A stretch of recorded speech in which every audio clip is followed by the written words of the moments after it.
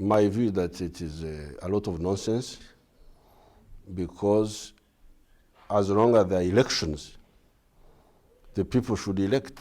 The president's remarks have come under sharp criticism from the civil society, who look at this campaign as an entry point into the predictability of presidential succession. And now they are calling for an apology, not just from the president, but from everyone who was involved in the removal of presidential term limits. It is unfortunate. In fact, we should get an apology as Ugandans.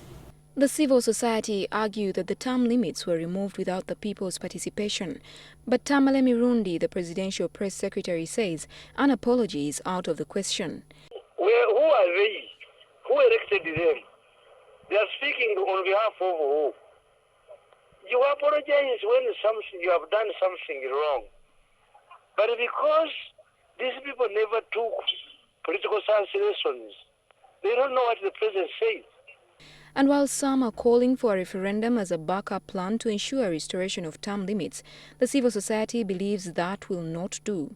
I don't believe in this referendum business, because already our electoral system is so rotten. Some religious leaders are also castigating the president for continuously trying to keep them out of discussion pertaining politics. They say that when problems arise, people usually turn to the church for answers. So how can the church be silent? If they continue provoking religious leaders, we can even stop going to their functions, by the way. But that view is not shared by all. Bishop Zach Nyingie believes the leaders should, even as they make known their views, continue to hold their places in society.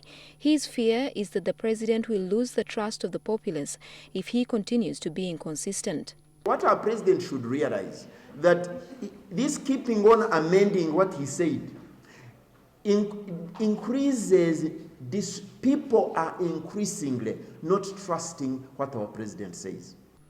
And on the subject of term limits, the parting shot is that Parliament should deliver, because it is Parliament that removed the term limits. The buck stops with Parliament. Josephine Karunji, NTV.